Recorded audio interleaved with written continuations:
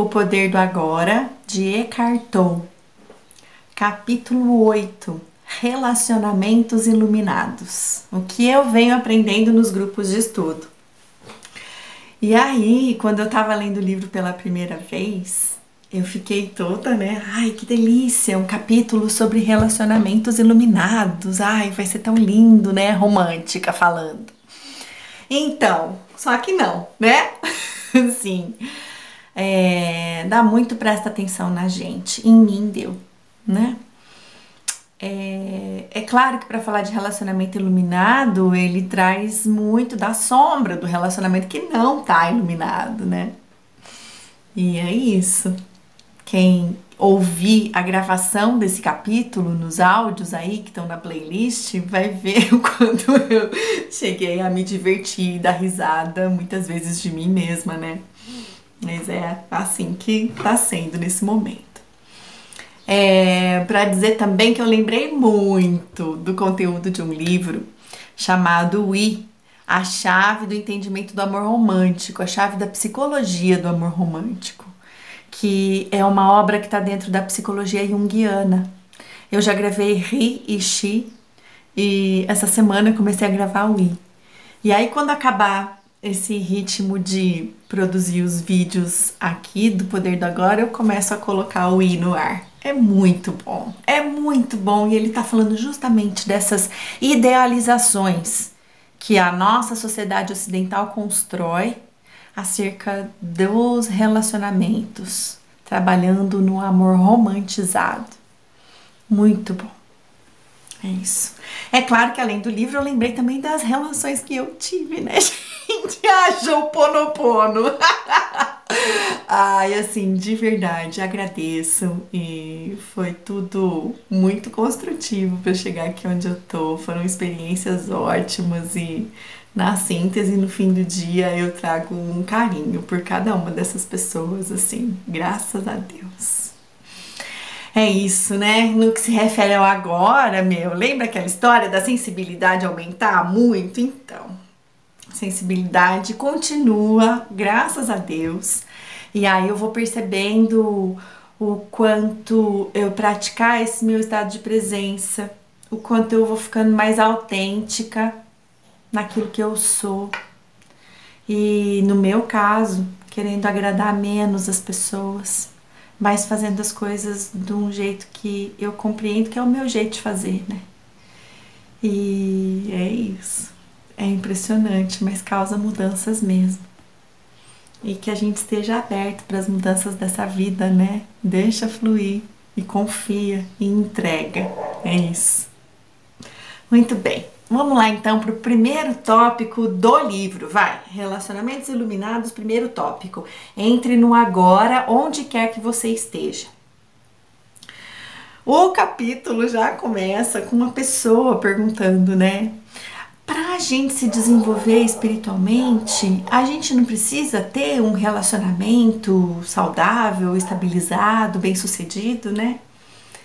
E o Eckhart devolve com a seguinte resposta: por um acaso você já viveu alguma coisa nesse sentido? Você conhece alguém que tenha vivido? Então, você está projetando num acontecimento externo e que pode vir a acontecer ao longo do tempo a sua salvação. A resposta é não. Você não precisa ter um relacionamento estável, aliás, você não precisa nem ter um relacionamento para se desenvolver espiritualmente. Esse é um trabalho interno. Não precisa, não. Nesse tópico ainda, ele faz um parênteses a respeito de salvação. O que é salvação, né? E na visão do Eckhart, a definição de salvação é um estado que a gente consegue alcançar no qual a gente não se sente dependente de nada externo, no qual a gente se sente livre, plenamente realizado no seu potencial, no sentido de não ter expectativa, no sentido de não ter aversão, no sentido de se sentir bem, presente consigo mesmo, independente daquilo que estiver acontecendo. Foi essa definição que ele trouxe de salvação. Não tem atingimento de objetivos, metas, nem nada que seja aprendido. Isso é coisa da mente. Estabelecer um currículo para que eu possa me iluminar. Isso é coisa da mente. Salvação é se propor a chegar lá e descobrir que nunca saiu de lá, que sempre esteve lá. Onde é lá, né? Onde é aqui. É isso. Esse foi o primeiro tópico. No segundo tópico, o Eckhart traz a respeito da relação de amor e ódio. E que é essa dinâmica dos relacionamentos que se vive hoje em dia, né? Não necessariamente apenas os relacionamentos, vamos falar, românticos, amorosos. Amorosos já é, né? Assim, os relacionamentos sexuais. Mas os relacionamentos em geral, o quanto a gente vive entre esses opostos de amor e ódio, no sentido de que inicialmente a gente se apaixona. Esse amor aí é um amor com letra minúscula, tá? Não é o amor verdadeiro, é aquele amor que vem antes da presença, né? Então, num estado em que a gente se apaixona, e aí a gente cria uma expectativa, a gente se ilude, a gente projeta no outro as nossas ilusões de relacionamento perfeito. A gente chega a descrever como é que vai ser essa relação, o que que eu vou ganhar com isso, quantas coisas vão dar certo nesse caminho, quantos problemas eu vou resolver com isso. Olha a quantidade de projeção que tem nessa história, né? Então, isso tudo vira uma fantasia de um tamanho que, assim, nada no mundo tem mais importância. Só aquela outra pessoa e só aquela história que você vai viver com ela. E aí vira vício. Você não vive mais sem aquilo. Você sente que aquilo é a sua salvação, como foi perguntado no tópico anterior, né? Só que não. Só que não, porque se a outra pessoa falta com alguma dessas expectativas, se não, quando a outra pessoa falta com alguma dessas expectativas, você já não vai mais viver nesse lugar de paraíso. Você já vai começar a viver naquele outro lugar, sabe? Que não é o paraíso, então. Assim como todas as projeções que a outra pessoa fez a seu respeito deixarem de ser cumpridas por você. Meu, por acaso você sabe quais são as projeções e tudo que tá na cabeça desse ser humano, desse indivíduo em termos de expectativa para você? Então, não sabe. Não tem como saber. É projeção, é idealização. E aí você vai começar a não cumprir isso que a outra pessoa tá esperando. E a relação dela com você também vai começar a trazer arestas, né? E aí, se a gente não se trabalha na presença naquele sentido do agora, naquele sentido do eu interior, no sentido do campo expandido e de eu me sentir conectada com todas as pessoas no universo, com todas as coisas do universo, inclusive essa pessoa que está mais próxima de mim. Se a gente não acessa esse lugar, a gente vai continuar tendo que trabalhar um monte de amor e ódio, paixão e ódio, né? Essa gangorra. O problema é que essa gangorra tende a ficar menos aqui em cima, daquele lado gostoso, da paixão e do mundo é lindo, e a acumular muitas coisas desse outro lado do ódio, da raiva, da agressão, que às vezes vira agressão física. E esse é um circuito de vício, né? Um circuito de vício.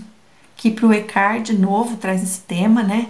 É um lugar onde a gente está buscando alguma coisa externa para se livrar ou mesmo para não olhar para alguma outra questão que é interna. Esse é o tema do tópico 3, vício e a busca da plenitude. E aí então vem o quarto tópico, transformando as relações viciadas em relações iluminadas. A chave ao longo do livro todo para qualquer tema que se apresenta é trazendo a nossa presença. Quando a gente começa a agir a partir do nosso eu interior, as relações vão se tornando cada vez mais iluminadas. Essas relações de parceria, as eróticas, as de sociedade, as de amizade, as de pai e mãe, as de filho, e aí vai, né? Então, trazendo a nossa presença. A chave é sempre essa. E aí vem o caminho, né? Da gente aceitar a outra pessoa da maneira como ela é, procurar não julgar a pessoa, mas sim acessar esse nosso campo, que a partir desse nosso campo é que a gente consegue acessar o campo verdadeiro da outra pessoa e se relacionar com ela a partir disso. O Eckhart traz uma frase, uma visão mais poética disso, né? Que o amor não nos abandona, ele está sempre presente e a gente consegue acessá-lo a partir desse estado de presença. E ele traz também que assim, esse amor, ele não é exclusivo, ele não é especial, como um curso em milagres usa esse tema. Não existe um amor verdadeiro que seja específico para uma pessoa e não se aplique para outra. O que muda é a intensidade com que a gente acessa esse sentimento. Mas o campo é o mesmo, o amor é o mesmo. O amor é único, é universal, ele vem do ser e ele se aplica à pessoa que está do seu lado, a uma flor, a uma árvore, à pessoa que está na televisão, ao presidente do Brasil. E que a diferença é o grau de intensidade que a gente sente com relação a cada uma dessas pessoas. Mas que se a gente está atuando a partir da nossa presença verdadeira, a gente acessa esse local e através dele consegue se relacionar melhor com as pessoas.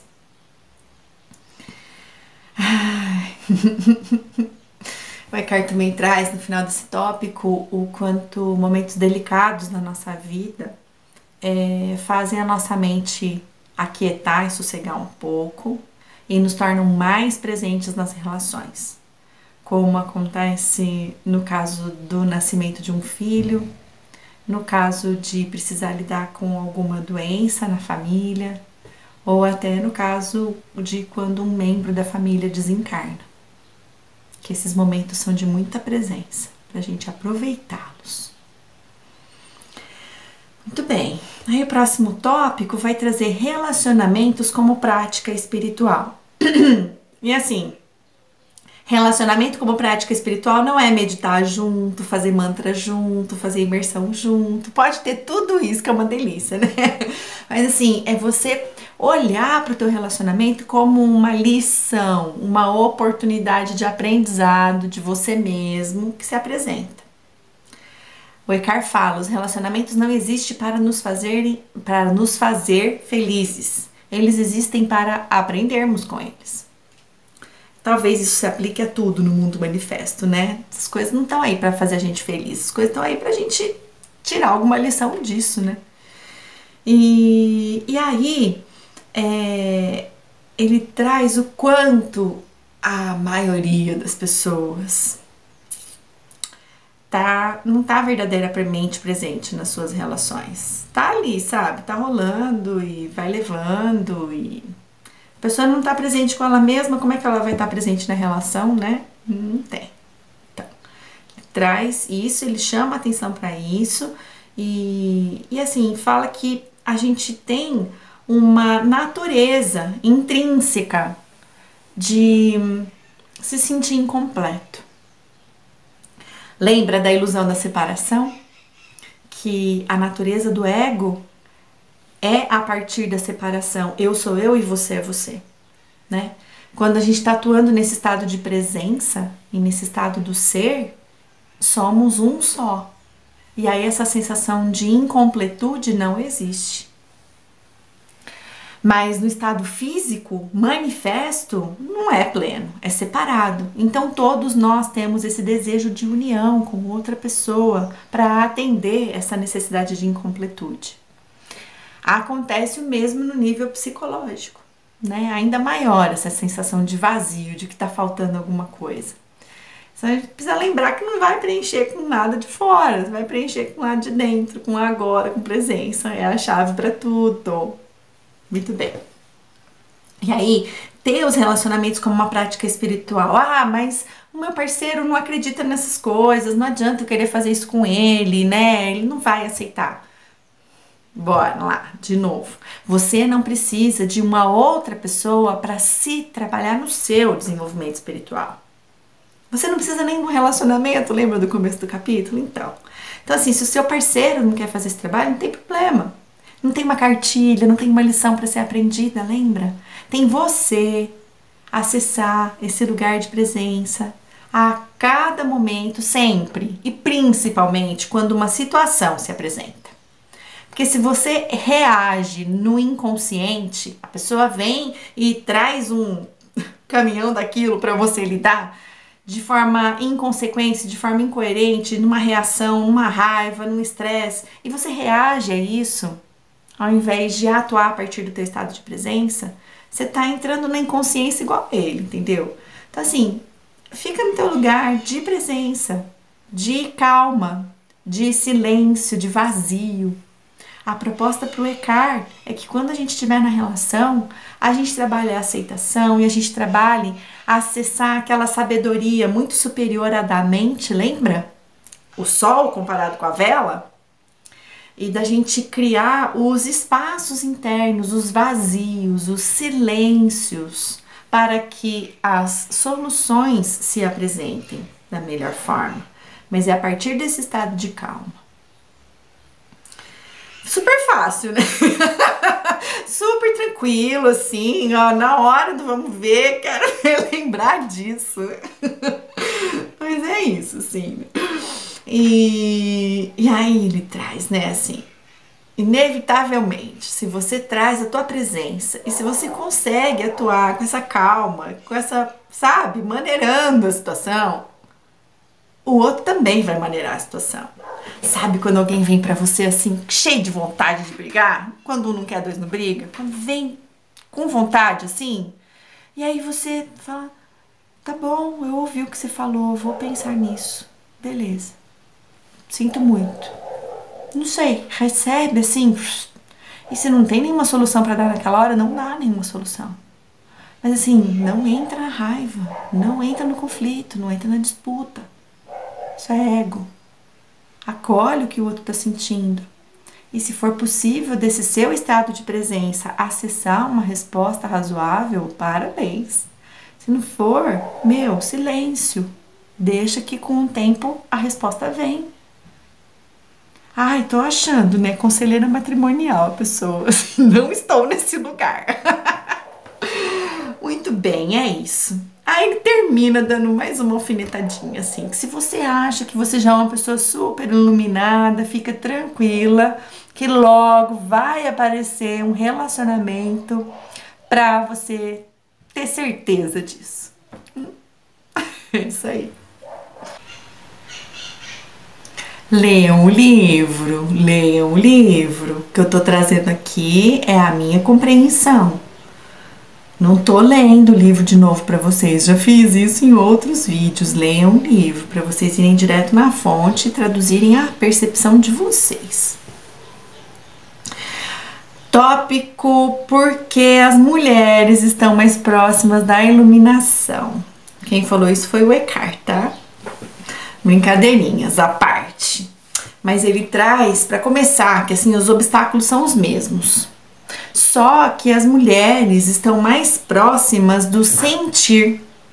Culturalmente falando, as mulheres estão mais próximas do sentir e estão mais próximas nesse sentido de sentir a presença no próprio corpo. Por isso que as mulheres estão mais próximas da iluminação, porque elas têm um potencial maior de estarem no agora. Ele traz, inclusive, que as culturas antigas traziam como representação do sagrado, do divino, formas femininas, formas inclusive redondas e bem fartas e abastadas, de seios, de barriga, de bumbum desse tamanho, né? E que essas representações divinas, elas traziam o aspecto do feminino de dar e de tirar. E que com o tempo na nossa sociedade, a gente foi dando cada vez mais espaço para a mente ocupar a nossa forma de viver. Foi feita então uma cisão a respeito do que é matéria e do que é espiritualidade no nosso entendimento coletivo. E essa representação feminina passou a ser uma representação masculina de Deus. E que, trazendo isso mais para os nossos momentos atuais, né? Existem alguns coletivos, isso é o que está no livro, tá? Alguns coletivos, ao invés de usar a palavra Deus, usam a palavra deusa. Eu ouvi uma vez, sabe, assim, graças a deusa que deu tudo certo. Fiquei olhando, né, tá bom, né. E aqui trouxe umas palavras, assim, melhores para me expressar, né, assim, faz sentido de um determinado ponto de vista, até um determinado ponto, porque consegue desconstruir, desidentificar isso de uma figura masculina. Recorda a gente que contempla também o feminino. Legal. Só que, por outro lado, é polaridade do mesmo jeito, né? Tratar Deus ou deusa como homem ou como mulher tá polarizando e tá incompleto da mesma forma. É aquela discussão que tem lá nos capítulos iniciais, né? E que ele se propõe a usar a palavra ser para expressar esse significado de Deus, justamente por isso, né? Pela palavra tá carregada de outros significados que a gente foi estacionando lá dentro, né? Que não tem nada a ver, né? Muito bem. Ele continua trazendo que, assim, essas características do ser, como abertura, aceitação, entrega, conforto, estão mais relacionadas ao feminino do que ao masculino. Que arquetipicamente falando, que as características do masculino estão muito mais ligadas à mente. E que aí ele traz, né, que se a gente pudesse generalizar em termos de obstáculos para a gente se trabalhar espiritualmente, obstáculos à iluminação, que para os dois grupos é a mente. Agora que para o grupo masculino é a mente pensante e que para o grupo feminino é o sofrimento, que vem também através da mente. E aí a gente já entra no próximo tópico, que é dissolvendo o sofrimento coletivo feminino. E o Eckhart fala que, assim, todo indivíduo traz consigo uma carga para ser trabalhada que tem a ver com a tua história individual e com a história coletiva. E que a história do feminino tem uma carga de sofrimento maior do que a do masculino. Por ser minoria, por ter sofrido mais abuso, por ter sofrido mais violência, por ter perdido os filhos, tem uma série de motivos, né? E que à medida em que a gente consegue cultivar a consciência, a presença, o ser, a gente tem mais chances de não repetir esses mesmos processos e não continuar vivenciando essa violência. O período menstrual, nesse caso, é uma etapa no momento da vida da mulher que traz muito dessa história do coletivo. E que muitas vezes a mulher precisa sim fazer um trabalho de si mesma ao longo do período pré-menstrual, mas que a maior carga de energia que se apresenta, segundo o Eckhart, é essa carga da energia feminina de sofrimento. E que aí é que a gente precisa transformar isso cada vez mais em oportunidade de lição a ser aprendida. Ele propõe, né, ele traz que o oprimido tem muito mais razões para se iluminar, certo? Não precisa explicar, né? Tem muito mais razões para procurar se libertar do sofrimento e aprender os caminhos de chegar a si mesmo. E que, então, nesse sentido, que o período pré-menstrual pode ser uma baita de uma oportunidade pra gente, à medida em que começa a sentir esse sofrimento se aproximar, antes disso, tá presente. Ocupar o próprio corpo. Lembra que a casa vazia fica disponível para qualquer coisa chegar e se instalar? Então, esteja presente na sua casa e ocupe o seu próprio corpo. E observe, fique atenta no estado de presença nesse período, que quando o sofrimento começar a se aproximar, você vai poder, a partir do teu estado de presença, observá-lo e não se identificar com ele, acolhê-lo, integrá-lo e transmutá-lo. Eu tô falando disso com as mulheres especificamente e eu sinto que vocês têm essa compreensão também. Agora, palavras minhas, né? Que maravilha que é ter uma tabela para acompanhar os nossos ciclos e lembrar que, nossa, tô chegando naqueles dias e aí pronto. Se uma irritação que tava num grau 80, só do fato de lembrar que são aqueles dias, ela já vai pro grau 20. E não quer dizer que ela não tem importância. Se ela tá ali, eu considero que ela precisa ser trabalhada. E aí eu olho para ela. Assim, às vezes essa falta de paciência é porque eu não tô dedicando o tempo que eu preciso para fazer as coisas que são importantes para mim. Essa semana eu não meditei, claro que faz diferença. Hoje eu acabei não almoçando. Claro que faz diferença. Assim, observar o que você tá fazendo naquele determinado período, geralmente às vezes só naquele ciclo. O que aconteceu ao longo desse período que você carregou e que está precisando transformar agora, nesse momento? A oportunidade tem a ver com os ciclos, né? O ciclo menstrual e a oportunidade de transformar, de limpar, de purificar, de transmutar. E aí, à medida em que a gente vai conseguindo fazer isso com a nossa própria história, a gente também tem a condição de fazer isso com qualquer outro sofrimento que se aproxima, individual ou coletivo. Que a gente está nesse lugar de presença para poder transformar.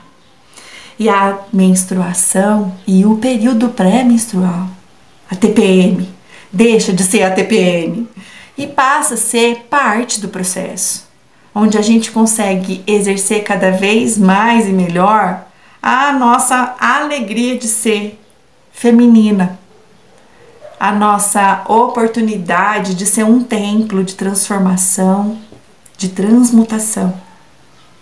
É isso aí, é legal, hein?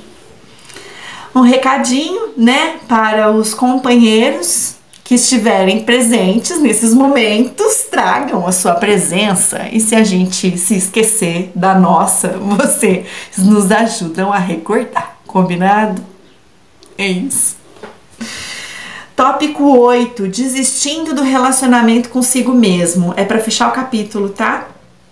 Ele vai trazer o seguinte: que iluminado ou não, no plano físico, a gente não é completo, a gente é uma metade.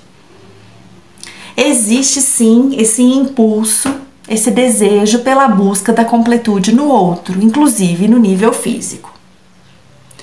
E que se essa busca se realiza ou não, no que se refere ao desenvolvimento interior, não faz a menor diferença.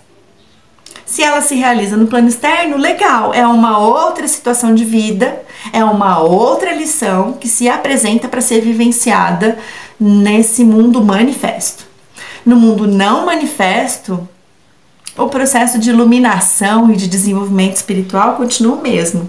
A perfeição tá lá, o amor tá lá, a eternidade tá lá, e é você conseguir tirar as cortinas para conseguir acessar esse lugar e se permanecer nesse lugar, né? O Eckhart aqui fala a respeito da homossexualidade. Ao longo de todo esse capítulo ele falou muito da relação homem e mulher. E aqui ele faz a leitura da homossexualidade. E é claro que ele não está fazendo nenhum juízo de valor, de falar que é certo, que é errado, que é problema ou que é solução. Ele está trazendo, de novo, né, o lado bom e o lado perigoso da balança. No sentido de que, assim, o homossexual, assim como foi falado a respeito da mulher, representa uma minoria que muitas vezes passa por violências e abusos, e que o fato de se tornar uma minoria e de se desidentificar desse padrãozão coletivo já é um trabalho que a pessoa precisa ter consigo mesma, né? De consciência, de quem eu sou e o que eu quero de verdade pra mim. Esse é um lado positivo da balança, vamos falar assim. O outro lado é o perigo de levantar a bandeira, de se identificar com isso, de se definir enquanto pessoa pelo slogan, pelo título, né? Pelo rótulo da homossexualidade. E que aí pronto, né? Você saiu do remendo para cair no rasgado, né? Então que aí já não faz mais sentido.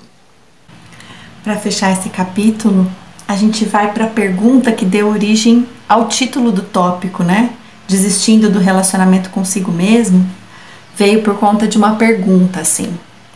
É verdade que pra gente se relacionar bem com uma outra pessoa, a gente precisa primeiro se relacionar bem com a gente mesmo? E aí o Ricardo fecha dando aquelas voadoras que ele costuma dar, né? Assim, não, meu bem, você só pode se relacionar bem com você mesmo se você for mais de um, certo? Então não é. Não tem essa de se relacionar bem com isso mesmo. Aliás, essa é a chave da ilusão. Você achar que você é mais de um. Lembra da abertura do livro, quando ele conta daquela experiência dele, de que ele estava querendo terminar com a própria vida, porque ele não conseguia mais se relacionar consigo mesmo? Opa, quer dizer que eu sou mais de um? E aí ele entrou naquele lugar? Então, o Eckhart propõe que quando a gente está no estado de presença verdadeira, que a gente está atuando a partir do nosso eu sou, não tem essa de eu me amar, ou de eu me odiar, ou de eu me envergonhar, ou de eu querer, ou de eu não querer alguma coisa, né? E quando a gente tá nesse lugar de plenitude, o nosso relacionamento com qualquer outra pessoa vai ser de amor. Verdadeiro agora. É isso. Muito bem, esse foi o capítulo 8. A gente tem mais 2 capítulos pela frente. O próximo, capítulo 9, vai falar que além de felicidade e infelicidade, existe a paz. E aí a gente vai falar um pouquinho a respeito desse lugar de paz dentro da gente, tá bom? É isso. Valeu. Agradeço a companhia de vocês. Isso tem feito com que eu estude cada vez mais, com que eu pratique cada vez mais. E o desafio tá ficando interessante aqui. A sensação que eu tenho, eu já falei isso para algumas pessoas, né? É que eu tô subindo uma escada e que a minha roupa enroscou no degrau de baixo e que eu não consigo parar de subir. Eu quero continuar subindo, assim, tá bom, é por aqui, tá legal, eu tô nesse caminho e eu quero continuar. E minha roupa tá ficando pra trás e eu tô ficando exposta, vulnerável. E daí? E é isso. Tô pagando. Tá sendo bom. Valeu. Beijo, até mais.